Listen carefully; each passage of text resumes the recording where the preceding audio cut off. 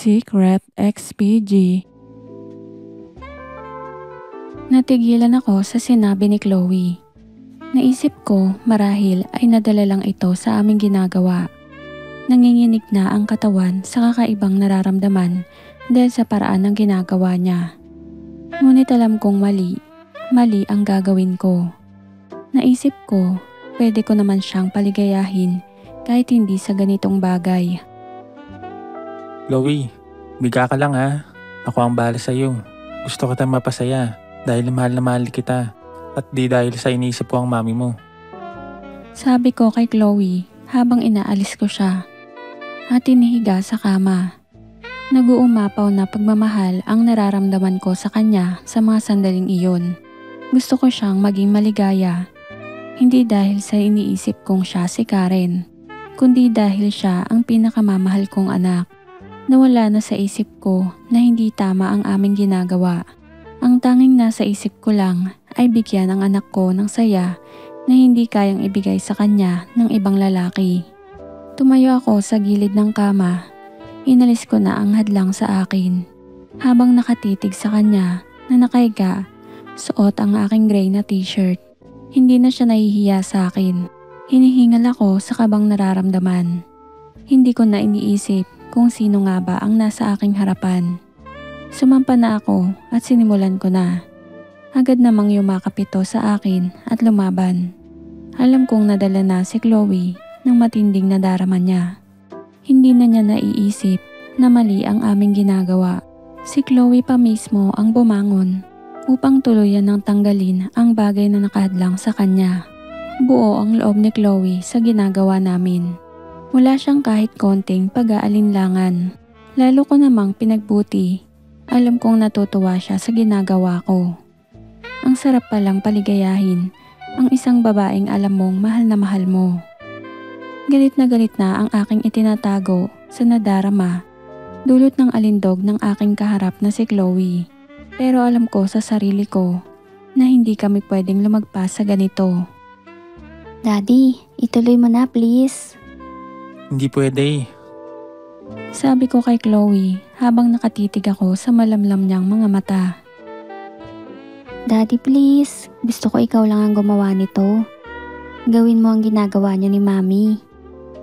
Halos mawala na ako sa sarili sa paghaplos ni Chloe. Daddy please, gusto kong maging masaya ka din. Alam kong wala na sa sarili si Chloe. Maging ako man ay nawalan na ng kontrol sa aking katawan. Tinalo na ako ng sobrang nadarama. Hindi ko na kayang labanan pa ito. Alam kong hindi tama ang gagawin ko, pero wala na akong kontrol sa sarili ko. Magbibigyan kita. Gusto mo ba talagang gawin ko ito? Oo, gustong gusto ko. Mahal na mahal kita. Ituloy mo na please. Sabi ni Chloe sabay hawak sa ulo ko upang ilapit sa mukha niya. Nag-aalala akong masaktan siya. Buong buo at walang pag-aalinlangan si Chloe na ibigay sa akin ang kanyang pinakaiingatan. At matapos nga ang matamis na sandali, nanghina ako at napahiga sa tabi niya. Agad naman itong yumakap sa akin. Tinignan ko ang mukha ni Chloe, nakatingin ito sa akin. Dito ko na naisip ang kasalanang nagawa ko. Di ko akalaing nagawa ko ito sa'yo. Sorry ha, nadala na ako eh. Don't worry. Gusto ko din naman ito dahil mahal na mahal kita. Tsaka tayo lang namang dalawa ang makakaalam nito, di ba? Medyo nakahinga na ako ng maluwag nang marinig ko iyon mismo sa kanya. Naisip ko, hindi ko naman siya pinilit at wala namang makakaalam ng aming ginawa. Naisip ko din na malamang ay nadala lang din si Chloe ng kanyang damdamin dahil sa pagkasabik sa akin. Ilang taon din kasi kaming nagkahiwalay. Nadala rin kami sa sitwasyon na kami lang dalawa ang magkasama. Tuluyan na kaming nakatulog na magkayakap sa iisang kama. Kinaumagahan, maaga kaming gumising ni Chloe. Madilim pa nang lumabas kami ng kwarto upang pumunta sa tabing dagat. Magkahawak ang aming mga kamay na animoy parang naghahanimon lang na mag-asawa. Suot niya ang kanyang dress na pula habang nakapaang naglalakad sa buhanginan sa tabi ng dagat. Hindi ko kinakitaan ng anumang pagsisisi si Chloe sa nangyari. Ako pa nga ang medyo nagigilty rito. Hindi halos ako makatingin sa mga mata niya dahil sa nangyari sa amin kagabi. Nagsisink in na lahat sa utak ko. Naisip ko tuloy, ilang tatay kaya kami sa mundo ang nakagawa ng ganito. Marami din kaya kami. Pilit kong kinukumbinsi ang sarili ko na okay lang ang aking nagawa. Patuloy kaming naglalakad habang nakahilig sa aking braso ang ulo ni Chloe. Daddy, ang sarap palang magka-boyfriend no? Lalo na kapag alam mong mahal na mahal mo at mahal ka rin niya. Ngiti lang ang sinagot ko rito habang patuloy kami sa paglalakad. Dinig na dinig namin ang tunog ng alon na humahampas sa dalampasigan. Daddy, alam mo ba, nung nakita ko yung picture mo na buhat-buhat mo ako, naisip ko sana ikaw na lang ang maging boyfriend ko. Sabi pa ni Chloe habang pinaglalaroan ng paa sa buhangin ng kanyang tinatapakan. Kaya pala, Pabirong sabi ko. Ang gwapo mo kasi sa picture na yun eh. Sabi pa ni Chloe habang natatawa. Lagi ko ngang tinitignan ang picture mo na yun eh. Sabi ko pa sa isip ko, kung magkaka-boyfriend ako, gusto ko ganito kagwapo. Dagdag pa ni Chloe. Natawa lang ako sa mga binunyag ni Chloe sa akin. Naisip ko tuloy na malamang, noon pa man ay crush na ako ng aking anak. Ako naman inaamin ko na pangarap ko na magkarelasyon sa katulad niya kaya nadala na din ako. Tapos nagkasolohan pa kami sa iisang kwarto kaya nangyari tuloy ang hindi inaasahan. Magsisiman ako, alam kong huli na ang lahat. Nangyari na ang hindi dapat mangyari. Ngunit hanggang kailan namin kayang itago ito. Dito na nagsimula ang mga kakaibang kaganapan sa buhay namin ni Chloe. Matapos maglakad-lakad sa tabing dagat, napagpasyahan namin ng anak kong bumalik na sa aming kwarto. Napansin ko pa ang paika-ikang lakad nito habang naglalakad kami palapit sa aming silid. okay ka lang Chloe? Sabi ko habang pinauna ko siya sa kanyang paglalakad upang tignan ko siya mula sa likod. Masakit eh, parang may sugat. Sabi ni Chloe na parang natural lang naming pag-usapan ang ganong bagay. Parang normal lang sa amin kung pag-usapan ni Chloe ang tungkol sa nangyari kagabi. Mawawala din yan. Buti nga hindi ka nilagnat eh. Ikaw kasi daddy eh. Biro pa ni Chloe, ngumiti ako sabay sabing. Ganun. Ako pa sinisi mo ngayon. Ikaw tong nauna eh. Naisip ko tuloy, ang sarap palang syota ang ganito. Hindi mo na kasi pag-iisipan kung mahal mo ba talaga. Natural ang pagmamahal ko sa kanya. Lahat gagawin ko para lang sumaya siya. Hindi ko lang akalain na umabot kami sa ganito. Pero nangyari na, huli na ang lahat para sisihin ko pa ang aking sarili. Pumasok na kami sa aming silid at nagsimula ng magligpit para lumuwas ng Maynila. Hindi ko pa malilimutan habang nasa counter ako ng resort at nagbabayad. Sabi sa akin ng isang staff na kaharap ko at malamang hindi na ito nakapagpigil. Ganda ng kasama niyo sir ah. Swerte niyo sa girlfriend niyo. Hindi ko alam kung bakit ko nasabi sa lalaking iyon ang totoo. Ano ko yan pre? Di ko yan girlfriend. Sabi ko sa lalaki sabay talikod ko at sumakay sa aking kotse. Nakita ko ang pagkagulat ng lalaking staff habang nakatingin kay Chloe na pasakay na din ng kotse. Nagmamadaling nagpunta ang lalaki sa gate ng resort para buksan ito. Girlfriend daw kita. Sabi ng lalaking yun no. Sabi ko kay Chloe habang nagsusuot ako ng seatbelt. Talaga daddy? Ano sinabi mo? Sabi ko anak kita. Sinabi ko ang totoo. Ganun ba? Kitang-kita kong kakamot-kamot ng ulo yung lalaki habang iiling-iling na nakatingin sa amin. Habang nasa biyahe kami, napansin kong lalong naging sweet sa akin si Chloe. Panay ang halik nito sa aking pisngi habang nagmamaneho ako. Matagal ko itong hindi nakita, kaya medyo unti-unti ko palang siyang nakikilala. Madalas akong kulitin ito habang nasa NLEX kami. Uy Chloe, baka mambangga tayo. Sabi ko kay Chloe habang nagmamaneho. Pilit kasing inihaharap ni Chloe ang mukha ko sa mukha niya gamit ang kanyang kamay. Naman kiss lang Sabi ni Chloe na parang batang nangungulit. Nagdadrive ako eh. Di hinto mo muna. Sige na please. Napansin kong simula nung may mangyari sa amin ay lumabas na ang kapilyahan ng anak ko. Palagi niya akong kinukulit at parang batang naglalambing ito sa akin. Wala akong nagawa kundi ipasok ang kotse sa Petron Gasoline Station sa loob ng NLEX. Itinabi ko muna ito sa isang bahagi sa loob ng Petron.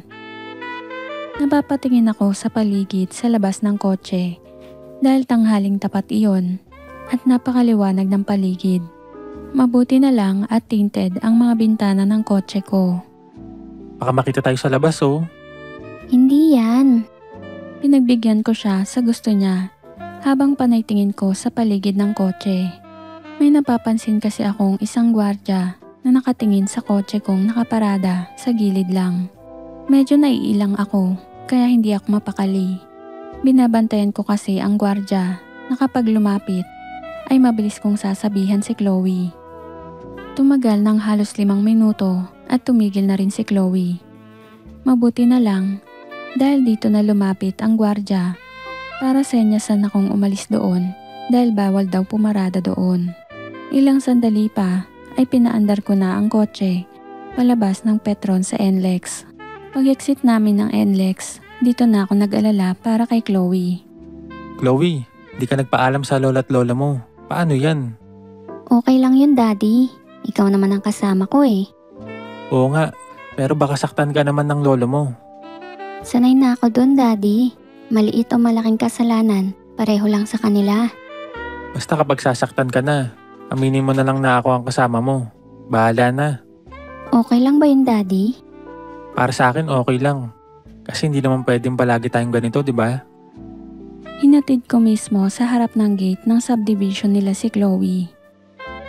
Bye, Daddy. Text-text na lang tayo, ha? Sabi ni Chloe bago bumaba ng kotse. Sige. Habang nagmamaneho akong pauwi sa bahay ko sa Taguig, naisip ko si Chloe. Nag-aalala ako dito. Naisip ko baka saktan siya ng kanyang lolo na ayon sa kanya ay madalas siyang saktan. Naisip ko din ang naganap sa amin ni Chloe. Hindi pa rin ako makapaniwala sa bilis ng pangyayari sa amin ni Chloe. Hindi ko akalain na sa sobrang kasabikan namin sa isa't isa na halos 13 taon kaming nagkahiwalay ay nangyari ang hindi dapat mangyari. Nakarating na ako sa bahay ko sa Taguig. Umuupa lang ako ng isang 2-story apartment sa bayan ng Taguig. May sariling garahe sa harapan nito at may 2 kwarto sa ikalawang palapag. May terrace sa harapan ng isang kwartong may sariling banyo. Buong gabi kong inantay ang text ni Chloe. Nag-aalala na ako rito. Iniisip kong baka binawian na ito ng cellphone matapos malamang nagkita na kami. Kinabukasan, linggo ng umaga, panay tingin ko sa aking cellphone. Iniisip ko nga kung ako na mismo ang mag-text para kumustahin si Chloe. Normal lang na mag-alala ang ama sa kanyang anak. Tanghali na nang biglang tumunog ang aking cellphone. May text si Chloe. Daddy, alam na nila na nagkita tayo. Gusto ka nilang makausap. Punta ka daw dito ngayon. Sorry, Daddy, ha? Kinabahan ako nang mabasa ko ang text ni Chloe na gusto akong makausap ng lolo't lola niya. Hindi ko naman iniisip na alam na nila ang nangyari sa amin ni Chloe dahil alam kong hindi ako kayang ilaglag ng anak kong si Chloe. Higit na kinakabahan ako sa mga maririnig kong masasakit na salita mula sa kanila. Alam kong galit pa sila sa ginawa kong pag-iwan sa aking mag-ina. Matapos kong mag-isip ng malalim, sinagot ko na ang text ni Chloe. Sige Chloe, pupunta ako mamaya. Mag-aalas 4 na ng hapon nang marating ko ang gate ng subdivision na tinitirhan ni Chloe. Pumasok na ang kotse ko sa loob nun. Napansin ko ang mga pinagbago ng lugar. Naalala ko kasi nung nandito pa ako nakatira, 13 taon na ang nakakalipas. Mga bago pa ang mga bahay. Ngayon ay mapapansin mong may mga kalumaan na ang mga ito. Marami na ring mga puno sa gilid ng kalsada. Lalong lumakas ang kabog ng dibdib ko habang papalapit na ako sa bahay ni Chloe. Alam kong nag-aantay na sa akin ang kanyang lolo't lola. Sakaling galit man ang mga ito sa akin, ay kailangan kong tanggapin lahat ng sasabihin nito. Huminto na ang kotse kong asul sa tapat mismo ng bahay nila. Ganon pa din halos ang itsura ng bahay nila mula nung huling makita ko ito, maraming taon na ang nakalipas. Nagbalik sa alaala ko ang kanilang veranda kung saan kaming madalas tumatambay ng ina ni Chloe na si Karen.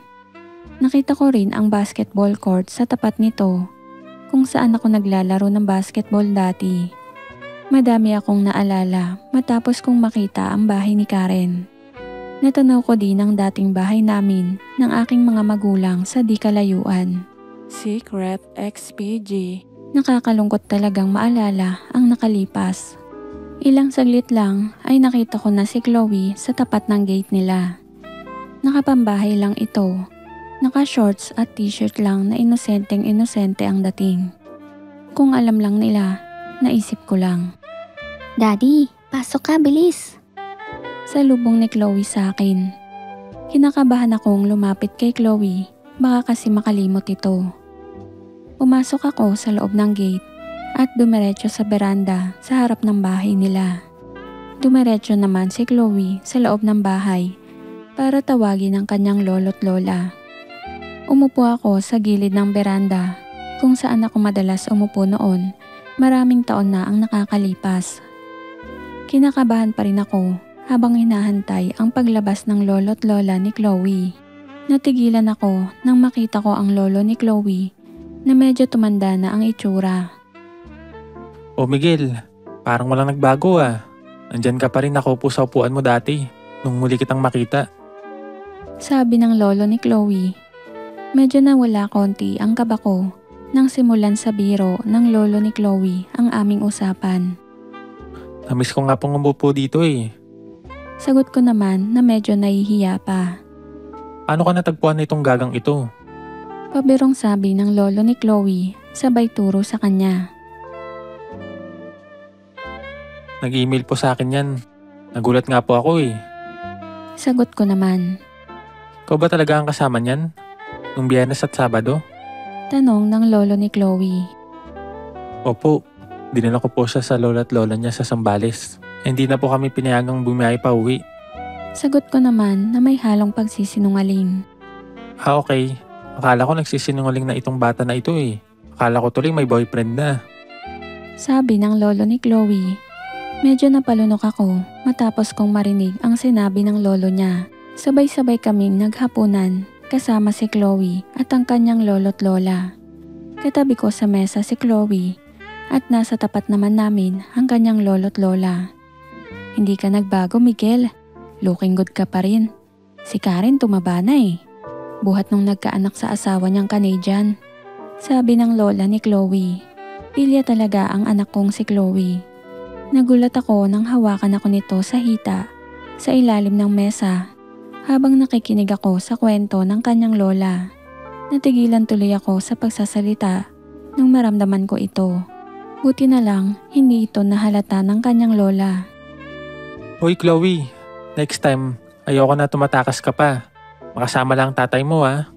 Sabi ng lolo ni Chloe sa kanya. Opo, lolo.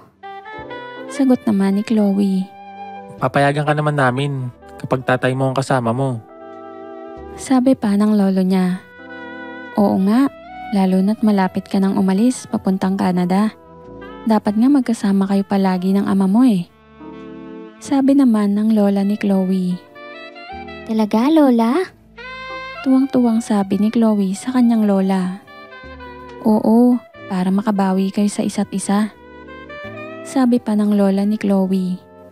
Ramdam ko ang saya ni Chloe matapos marinig ang mga sinabi ng kanyang lola. Naisip niyang hindi na siya tatakas kapag gusto niya akong makita. Legal na ang aming magiging pagkikita. Gabi na nang nagpaalam ako sa lolo't lola ni Chloe. "Oh, hatid mo naman ang tatay mo sa labas," sabi ng lola niya. Anytime, pwede ka pumunta dito, Miguel. Kalimutan na natin ang mga nangyari noon. Sabi pa ng lolo ni Chloe bago ako umalis. Habang nagmamaneho ako pa uwi, naisip ko na parang napabuti pa ang pagpunta ko sa bahay ni Chloe.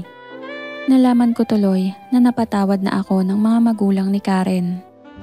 Pero naisip ko din na hindi nila ako mapapatawad sakaling malaman nila ang nangyari sa amin ni Chloe. Lumipas ang weekdays, patuloy lang kaming nagte-text ni Chloe. Kung saan napupunta ang usapan namin. Parang boyfriend talaga ang turing niya sa akin. Minsan nag-text si Chloe sa akin nang halos alas 9 na ng gabi. Daddy, namimiss na kita. Kailan ba tayo magkikita? Puntahan mo naman ako dito, please. Okay, sige. Sa linggo puntahan kita. Sagot ko sa text niya. Hindi pa pwede ngayon? Please, Daddy. Ngayon? Oo, ngayon antayin kita. Gusto lang talaga kitang makita, Daddy. Please. Gabi na masyado, Chloe. Basta aantayin kita sa gate ng subdivision. Nagiging demanding na ang aking anak. Wala akong nagawa kundi umalis para puntahan sa Balara, Quezon City. Nakapambahay lang ako. Naka-short na pambasketball at naka-t-shirt na kulay abo. Mag-aalas 11 na ako ng gabi nang marating sa tapat ng gate ng subdivision nila si Chloe. Tinext ko ang aking anak. Nandito na ako sa labas. Okay, Daddy. Wait lang. Text back agad niya sa akin. Ilang minuto lang ang lumipas. Natanaw ko na si Chloe na naglalakad palabas ng gate ng subdivision. Naka-tsinelas lang ito habang nakapaldang maong at naka-blouse na sleeveless. Naglalakad ito ng mabilis papalapit sa kotse ko habang hawak-hawak pa ang kanyang cellphone. Pagsakay nito sa kotse ay niyakap agad ako nito. Naamoy ko agad na bagong paligo ito at kumalat agad sa loob ng kotse ang kabanguhan nito. Daddy, sorry ha. Alam kong gabi na, kaya lang namimiss talaga kita eh. Ilang gabi na nga akong hindi nakakatulog kakaisip sa'yo. Namimiss na din kita, Chloe. Daddy, ipasok mo sa loob ng subdivision. May alam akong lugar. Doon tayo mag-park. Itinuro ni Chloe ang daan habang ako naman ay tuloy lang sa pagmamaneho. Madilim ang daan na tinatahak namin. Mapuno na ang paligid at naging madalang na ang kabahayan. May nadaanan pa kaming basketball court na luma sa gilid ng kalsada. Nasa dulo na ito ng loob ng subdivision. May mga bakanting lupa sa paligid ng tinutubuan ng mahabang talahib. Wala nang dumadaang sasakyan ng mga oras na yon na lagpas alas 11 na. Park ka dyan, Daddy, sa pagliko mo sa kanan. Sabi ni Chloe habang may itinuturong kalsada. Pumarada ako sa lugar na itinuro ni Chloe. Pinatay ko na ang makina ng kotse. Masyadong tahimik ang lugar. Ngunit may ilaw naman na nanggagaling sa poste sa malayo. Madilim ang lugar pero aninag ko ang kaputian ng mukha ng aking magandang anak. Alam ko na ang gusto ng anak ko. Pero hindi ko akalaing naging ganito siya simula na may nangyari sa Zambales. Daddy, atras mo ang upuan mo. Si Chloe pa mismo ang nagsasabi ng aking gagawin na parang spoiled na sa akin. Wala na siyang inaksayang panahon. Matapos nga nun, para kaming naligo sa pawis. Tsaka lang namin naisip ang peligro na ginawa namin nang matapos. Tinignan ko ang oras na pasado alas 12 na ng hating gabi. Paano ka nakatakas? Tulog na sila, kaya huwag ka mag-alala. Eh di kapag nalaman nila, eh di sasabihin ko nakita tayo. Di ba wala namang masama? Napansin kong habang tumatagal ay lalong nagiging sabik si Chloe. Sa totoo lang, never pang nangyari na ako ang nag-aya sa kanya. Lagi kasing may feeling of guilt ako kapag nangyayari yun sa amin. Pero sa kanya, parang napaka-normal lang ng lahat. Buong buo ang loob niyang magpatuloy. Minsan matapos naming gawin yon, ay nasabi pa niya sa akin. Alam mo ba, handa akong ibigay sa'yo lahat. Kasi mahal na mahal kita. Gusto ko ikaw lang ang gagawa nito. Ayoko ng ibang lalaki na alam kong hindi naman ako mahal. Ikaw, alam kong mahal mo talaga ako. Yan ang naging pananaw ni Chloe. Hindi ko alam paano siya namulat sa ganitong paniniwala. Para sa kanya, kahit anong gawin namin ay okay lang sa kanya. Kasi tatay niya naman ako. At alam niyang kailanman ay hindi ko siya maaaring lokohin. Sinabi niya pa sa akin na simula pa lang noon, nung nakita niya ako sa larawan namin habang buhat-buhat ko siya, ay iniisip niya na ako lang daw dapat ang makakakuha ng kanyang pinakaiingatan. At higit sa lahat, ako lang daw dapat ang una niyang maging boyfriend. Hindi ko akalain na yun pala ang iniisip ni Chloe nung una pa lang kaming magkita. Ngayon ko lang napagtanto na parang planado niya ang lahat. Kaya pala nung nagpunta kami sa Tagaytay, ay sinimulan niya na agad ako sa kanyang mga role-playing games. Tapos nung nagpunta kami sa Zambales, pinilit niya akong mag-overnight. Unti-unting nabuo sa isip ko na lahat ito ay ginusto talaga niya at hindi ito basta lang nangyari. Alam kong naging marupok ako sa sobrang hilig ko sa katulad niya. Madali akong bumigay, lalo na't hindi naman sa akin lumaki si Chloe at bukod dito ay napakaganda pa niya. Ilang beses pang naulit ang nagaganap sa amin sa loob ng subdivision nila. Kapag gusto niya ay sinasabi niya sa akin ng diretso sa text. Kahit anong oras sa gabi, bigla na lang siyang nagte-text. Punta ka dito please, gusto kong gumanon eh. Sige na please, namimiss na kita sobra. Kahit anong oras sa gabi, hindi ko kayang tanggihan si Chloe. Agad akong pumupunta sa kanila at tutuloy uli kami sa lugar kung saan kami palaging pumaparada. Matapos kong sabihin kay Chloe ang tungkol sa nalalapit na family reunion namin sa Zambales, ay agad itong nagpaalam sa kanyang lolo't lola upang sumama sa akin. Pinayagan naman siya ng mga ito. Madaling araw pa lang nang daanan ko siya sa kanilang bahay sa Balara. May bitbit pang bag si Chloe noon na laman ang mga baon niyang damit dahil alam niyang doon kami matutulog sa bahay ng aking mga magulang. Naka-off-shoulder dress si Chloe, nakitang-kita ang mapuputi niyang braso. Grabe ang suot niya ng umagang yun. Halos lumuwa ang mata ko nang makita ko siya sa ganung forma. Grabe ka, Chloe. Ang ganda naman yung suot mo. Sabi ko agad kay Chloe matapos sumakay sa kotse. Tinignan ko ito mula ulo hanggang sa magaganda niyang mga paa. Siyempre, para ma-proud ka sa unika iha mo. Pabirong sagot ng pilya kong anak. Halos 4:30 AM pa lang ng madaling araw ay nakapasok na kami sa NLEX. Madilim pa ang kalangitan. Gaya ng dati, palaging nakasandal si Chloe sa balikat ko habang nagmamaneho ako. Sadyang kinakwentuhan ko na lang ito ng kung ano-ano. Ngunit sadyang hindi siya interesado rito. Ilang minuto pa ay natanaw ko na ang Total Gasoline Station pagkalabas lang ng San Simon Viaduct. Mabilis kong ikinana ng kotse, papasok doon at naghanap ng magandang lugar na mapaparadahan.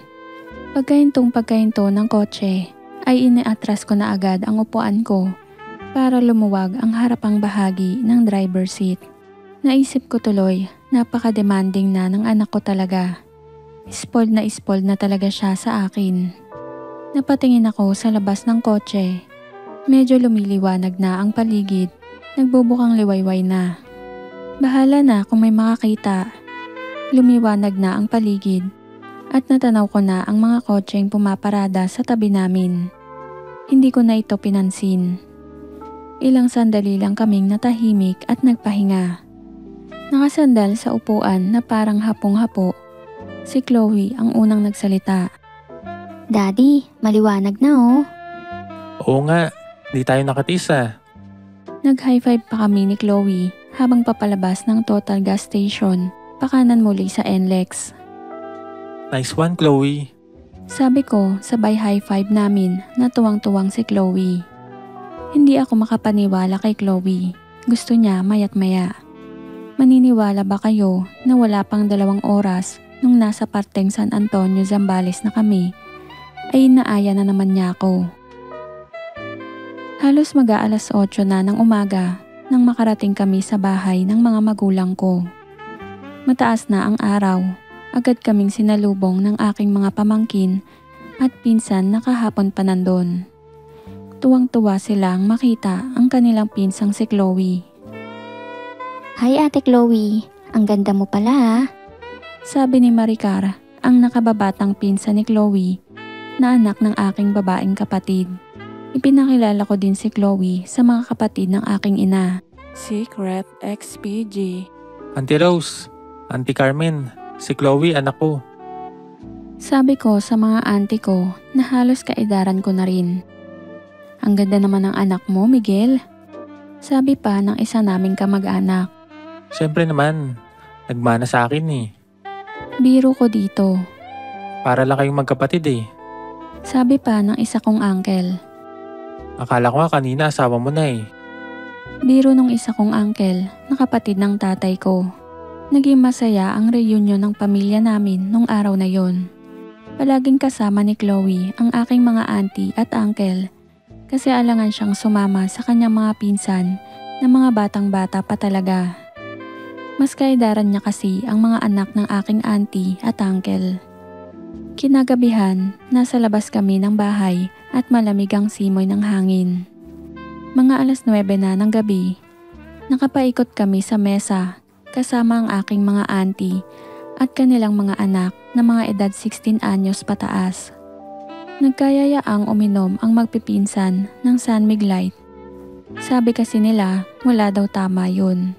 Isang pinsan ko ang nagpaalam sa akin na kung pwedeng uminom si Chloe kasi daw reunion naman at isa pa San Mig Light lang naman ang titirahin nila. Kuya Miguel, pwede bang uminom si Chloe? Sabi kasi niya ipaalam daw namin siya sa'yo eh. Sabi ng isa kong pinsan. Di marunong uminom yan. Huwag nyo nang idamay. Sige na daddy, tatry ko lang please. Sabi ni Chloe habang hinahatak ang braso ko. Okay, edi sige. Natural papayag ako, spoiled nga kasi sa akin. Sabay-sabay na nagsigawan ang mga pinsan ko. Natutuwa sila sa bagong tuklas nilang pamangkin na si Chloe nang makakasama nilang uminom. Mga 12 katao kaming nakapaikot sa mesa kasama si Chloe. San Mig Light ang iniinom ng mga teenagers at San Miguel beer naman sa aming mga medyo nakakatanda. Maganda ang takbo ng inuman namin. Tawanan, hiyawan at paminsan-minsang kulitan. Sa di kalayuan naman ay nandun ang aking nanay at tatay na kumakanta sa videoke. Tipikal na family reunion talaga. Makalipas ang mahigit 1 oras nang maramdaman namin ang pagbabago kay Chloe. Medyo madami-dami na rin itong nainom. Naging madaldal na ito, doon na ako nagsimulang kabahan. Kala ko ba walang tama yung San Mig Light? Tanong ko sa isa kong pinsan na kaedara ni Chloe. Kuya, sinunod-sunod ni Chloe eh. Nagtatawanan sila habang si Chloe halatang nalasing na. Chloe, paano ba kayo nagkita ng tatay mo? Tanong ng isa kong pinsan kay Chloe. Ha? Mahabang istorya eh. Halos hindi na makapagsalita si Chloe dahil sa kalasingan. Paano nga? Kwento mo na. Sabi ng isang pinsan ko. Halatang inuuto lang siya ng mga pinsan ko dahil tuwang-tuwa ito sa kadaldalan ni Chloe kapag nalalasing. Pinaglalaroan nila ang pagiging madaldal nito habang nabubulol. Kinakabahan na ako kay Chloe dahil baka kung ano-ano na ang masabi nito dahil sa kalasingan. Nagsisituloy ako nung payagan ko itong uminom. Hindi ko naman akalaing malalasing siya ng ganito. Sabi nga nila, hindi daw nakakalasing ang San Mig Light. Mali pala ako. Kasi yang si daddy. Gusto ko talaga yan. Bata pa lang ako. Sabi ng lasing na si Chloe. Medyo natigilan ako habang nagtatawanan na lahat dahil sa bubulol-bulol ng pagsasalita ni Chloe. Gwapo po tatay ko, di ba? Tingnan niya naman, oh. Sino bang hindi magkakagusto dyan? Sabi ni Chloe na pabulol-bulol na magsalita habang tinuturo ako. Kinakabahan na ako. Gusto ko nang hatakin si Chloe para pigilan siya sa pagsasalita. Uy Chloe, tama na yan, lasing ka na. Sabi ko kay Chloe habang tinitignan siya sa mata. Bakit daddy? Ayaw mo ba alam na crush kita? Sabi ni Chloe sa akin. Nakita kong sumeryoso na ang lahat ng nasa mesa habang nakatingin lang sa lasing na si Chloe. Alam mo naman yun, daddy, di ba? Sinabi ko na yun sa'yo, di ba? Sabi pa ni Chloe. Dito ko na nilapitan si Chloe at tinakay palayo sa mesa habang tinutulungan ako ng isa kong auntie na babaeng si Carmen. Ang lakas ng kabog ng dibdib ko sa mga pinagsasabi ni Chloe sa harapan ng kanyang mga tiyuhin at tiyahin. Buti na lang at naagapan ko agad. Alam kong malapit na siyang magsalita ng tungkol sa amin. Dinalanan namin si Chloe sa kwarto ko sa bahay ng mga magulang ko. May sarili pa akong kwarto doon kung saan ako namamalagi kapag umuwi ako. Habang inihihiga ni Carmen si Chloe sa kama, bumanat pa ito ng pamatay. Daddy, tabi tayo matulog. Dito ka sa tabi ko. Diba, dati tabi tayo natutulog? Sabi ni Chloe sa akin habang kaharap si Auntie Carmen. Hiyang-hiya ako sa inasal ni Chloe nung malasing na siya. Kasalanan ko ang lahat. Dapat kasi hindi ko siya pinayagang uminom. Sa salas na lang ako natulog nung gabing yun para iwas muna sa anak ko. Hindi ko alam kung ano ang mga iniisip ng aking mga pinsan matapos marinig ang mga sinabi ni Chloe. Sana naman isipin lang nila na salitang lasing lang yon ni Chloe at walang basehan. Alam kong nakarating na rin sa aking nanay at tatay ang mga sinabi ni Chloe nung gabing yun. Sabi ko na lang, bata lang kasi yun. Kaya syempre, ako ang naiisip niyang crush habang lumalaki siyang wala ako. Sumang-ayon naman ang aking mga magulang.